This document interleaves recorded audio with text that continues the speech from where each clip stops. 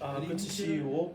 I'm going to open this up with a time of prayer before we go into another song and then our devotion later on. But good to see you all. Let us pray. Father God, we want to come to you this evening, always with thanksgiving in our hearts. We want to praise you on high, for you are our rock, our redeemer, our creator, God, the one who has chosen to save us, Father God, because you loved us. And so, Lord, we thank you for this evening. We thank you, Lord, for bringing us all here this evening to fellowship, to come around your word, but also to pray unto you, Lord God. And so we give you praise, we give you glory, and we give you honor. In Jesus' name we pray.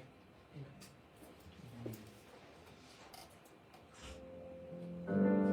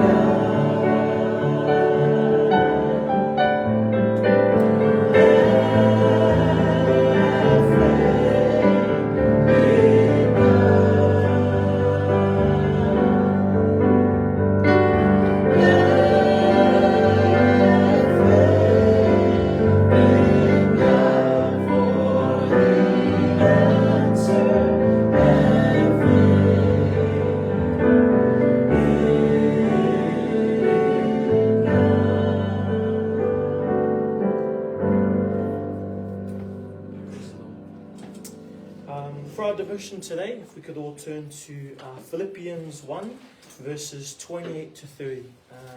Tonight, Lord willing, we'll be able to finally finish chapter 1 of Philippians. And so that's Philippians chapter 1, verses 28 to 30.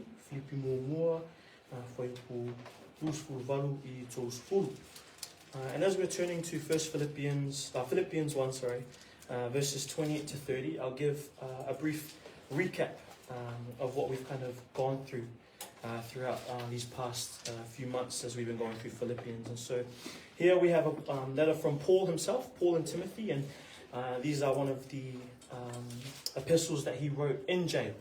And so here he is writing to the Philippian church, and we see a lot also in the beginning of chapter 1. He has a great deep love for the Philippian church. He cares for them very much and thinks of them fondly, even saying that he prays for them upon every remembrance. And here his main kind of encouragement in this first chapter is the encouragement to continue to work for the gospel, even in the face of persecution and pride, as he himself has been persecuted a bunch, and as he goes on to say that also the Philippians share in that same sort of grace. And even though there might be others trying to share the gospel out of pride, out of contention, but to continue to soldier on and continue to share that beautiful word, that beautiful message that saves.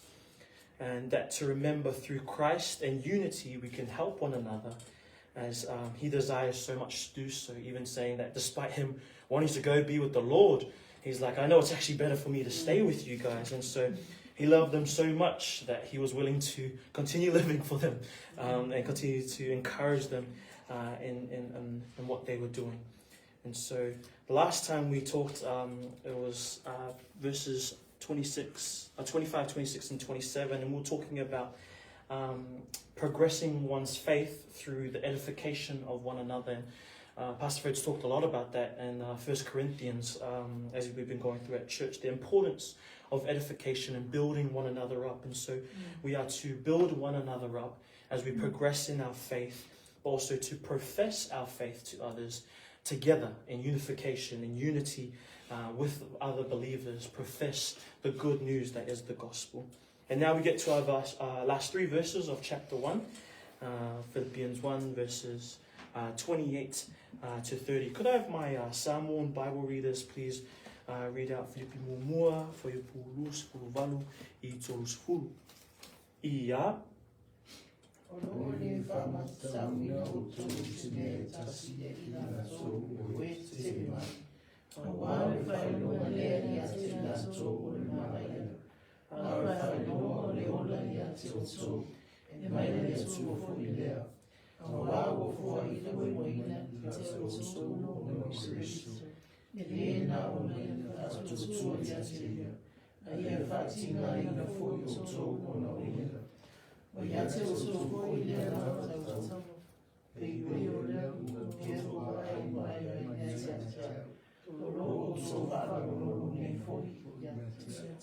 Praise the Lord.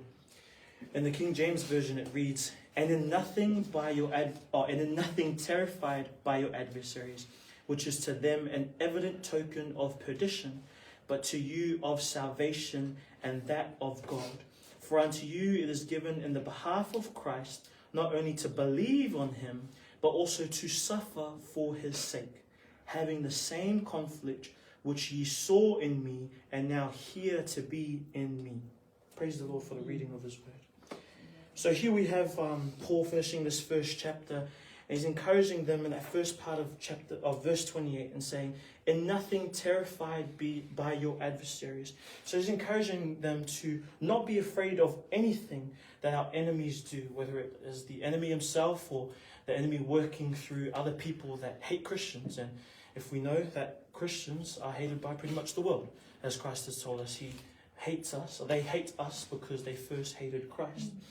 And so he tells us not to fear, and fear is very real. It's in our daily lives. We have anxieties all the time that can come and form through family, through jobs, through our education, through the future. Things that cause us to worry, uncertainties, because we can only do so much to affect the future. And especially being a Christian, it's scary, even more so, to be bold about your faith. Like, oh man, am I doing enough for God? Am I sharing the gospel enough? Am I shining the light of Christ? Am I reading the Bible enough? Am I praying enough? So he's telling them, don't be afraid of these different attacks, whether they be through physical means, mental means, or emotional means. He says, do not be afraid for nothing by your adversaries. So he's telling us not to worry. Not to worry about these attacks from the devil, because he doesn't want us to keep growing. He wants us to keep attacking us while we're wanting to read the Bible more, while we're wanting to pray more. He wants us to stop doing that, because that grows our faith. And so instead, we must keep the faith. And in the second bit of verse 28, he says, which is in them an evident token of perdition. Now, those are some really big words that I really did not understand until I went and used Blue Letter Bible and helped me to understand. And so he's encouraging them to not have fear, because it is the words evident token of perdition. It kind of means the proof of their utter destruction. If we continue to keep our faith, if we continue to be bold and to not lose courage and to not be terrified or afraid of anything that the enemy is doing to us, it's because our faith is kept in Christ, in his word. He'll realize, oh man, I can't really chop these guys down. You know, they're grounded in something that is eternal, the word, Christ, salvation. If we stay grounded in this stuff, remember that our hope and our security is in the word, in Christ. That is how we cannot be afraid of those things. And that is what will show the enemy, oh dang, this is my utter destruction.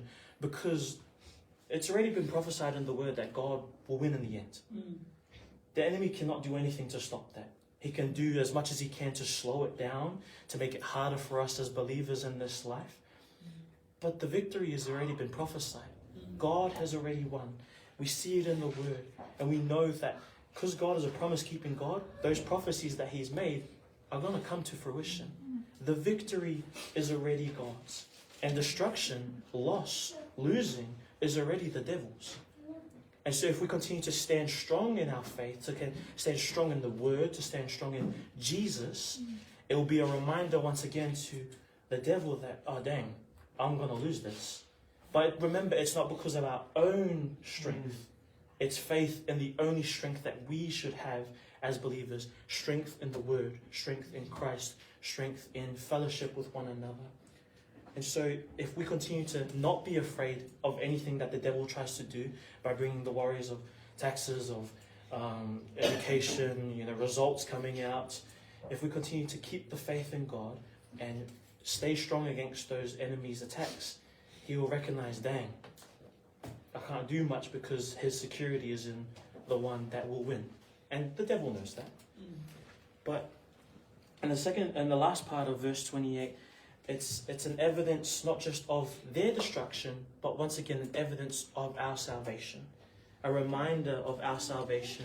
And that salvation, it reminds us wonderfully, is of God. Right there at the end of verse 28. Of God. And that's something we cannot forget. That this other destruction that's going to come to the devil is never going to be because of our own. It's never going to be because we know the word super well. It's going to be because God has strengthened us. Because God continues to help us keep the faith in the word that never fails. And so that reminder that to not be afraid, but to keep the faith, because God has already won and his salvation is guaranteed in him. Then in verse 29 he says, "For unto you it is given in the behalf of Christ not only to believe on him, but also to suffer for his sake." Here we are promised truth. Our lives aren't promised mansions or showers of blessings. Our lives as Christians is not promised glitz and glam. If that is your life, and there's nothing wrong with that either, but it's not promised of God. We are not promised the jewels of this world. We are promised suffering, as it says right there. In Matthew 11, Jesus Christ talks about how the gospel will even divide families. In 2 Corinthians 11, Paul talks about all the punishments he suffered for his faith in Christ. Majority of the disciples were killed for the faith. I'm not saying we necessarily have to die and suffer and live tough lives for Christ, but we aren't promised great lives in terms of the world's eyes either. We're not promised the glitz and the glam. What we are promised here is to suffer for his sake. We are to suffer the attacks of the enemy through our Christian lives. But we don't just believe these things, but suffer these things. There's these attacks of the enemy. But it's a beautiful thing, because this word suffer comes from the Greek word paschal, which means to experience pain, but also to feel or have passion. Like when you love something so much, it hurts when you don't see it succeed. For example, a really shallow example, I love the Maroons so much. I'm a passionate Maroons Queensland's fans, and I know there's a lot of blue ones. Okay, anyway, I love the Maroons. I'm a hearty Maroons fan because of my father. And it hurt so much when I saw them lose this year. It hurt so much, especially because my friends at uni kept shoving it in my face. It's similar, but so much more important when it comes to this. If we love God, if we have that passion, that feeling of love so much for the gospel, it hurts not to see others believe in it. It hurts not to see others come to the faith in Christ. It hurts not to see others follow God like God has called us to. It hurts. And that's the type of suffering we also endure, is recognizing that unfortunately not everyone will be saved. But that's not up to us. We are just to do the work. And that work is to share the gospel regardless. And let God do that work. And let God choose and let God pick. So it's also a good type of suffering. It's not just pain. It's a suffering because you love something so much.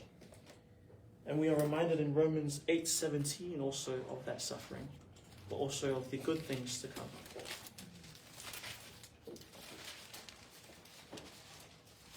In Romans 8:17, Paul also writing, saying, "And if children, then heirs, heirs of God, and joint heirs with Christ, if so be that we suffer with him, that we may also be glorified together."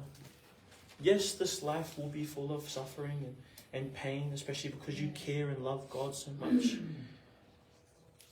But salvation, eternity, hope, security, that's promised as well.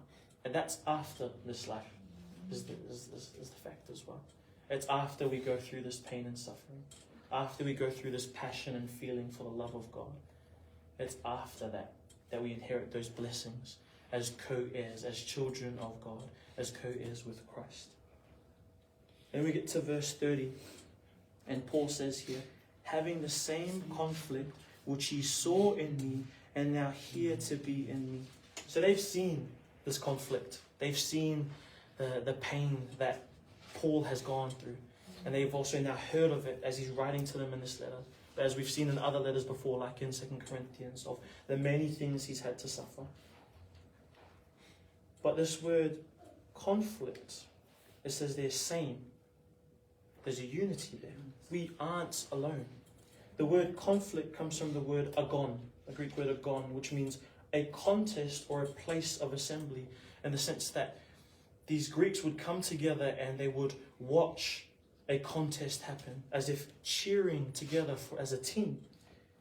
And this is the same as us. It's a word involving more than one, a team, a group, fighting side by side against a common enemy. We are not alone in this battle. We are not alone in this race. We have one another. We have these others that believe and love God. Although we love and have so much passion for the gospel and see others not believe, there's still so many that do believe, like the people we see next to each other, the people that we go on to edify with one another so that we may share the gospel. So not only do we have Christ's security in us through salvation, through faith in what Christ did on that cross, but we also have each other to fight this battle. We also have each other to suffer in this same conflict, to not be afraid of the attacks of the enemy, to remember that our salvation is in God. That is why we also have one another. And in 1 Thessalonians chapter 5, verses 9 to 11, Paul gives another great encouragement there. For God hath not appointed us to wrath, but to obtain salvation by our Lord Jesus Christ, who died for us, that whether we wake or sleep, we should live together with him. Wherefore, comfort yourselves together and edify one another, even as also ye do. That togetherness that we have in Christ, that unity that we have in Christ, let's remember that as we endure, as we suffer through that same conflict, to remember to not be afraid of anything that the devil does, to remind each other of that, to build each other of that, to comfort each other in that. In Galatians 6, it tells us to bear each other's burdens. That is what the body of Christ is there for. Christians are not meant to be islands. That's why God compares us to a body, because we function together, all having our different purposes to work together for the head, which is Christ. So as believers, we suffer, but praise the Lord, we do not suffer alone. We have the same conflict as others, so we have unity in our pain, but also in our joys, and especially in our salvation, which is found only in Christ. We are suffering the same conflict in Christ as believers. That is encouragement for today. Be blessed, and I'll pray for us before we go into another song of worship and continue with prayer. Let us pray. Lord God, we thank you, Lord, for this beautiful evening once again. And thank you, Lord, for your word. That is our assurance. That is you speaking to us, Father God. That if we're ever unsure, we have the word to come to, Father God, to help us to not be afraid, to help us to not succumb to the attacks of the enemy, but to endure and suffer for you as you have called us to do so, Lord God. And so, Lord, we just continue to pray that you would help us as a church, as a part of the body of Christ, to continue to support one another as we share in the same conflict, as we suffer in the same conflict, to remember that we are not alone, that we have one another, brothers and sisters in Christ, not just here, but all around the world, who are also suffering that same conflict. And so, Lord, we just pray they will continue to be good brothers and sisters to one another. They will continue to be good parts of the body of Christ and encourage and edify one another as we progress in our faith together as believers, as a part of the church. And so, Lord, please help us to remember these words, to test all things that was taught tonight as well against your word, and to remember you in all that we do, Father God. In Jesus' my name we pray. Amen.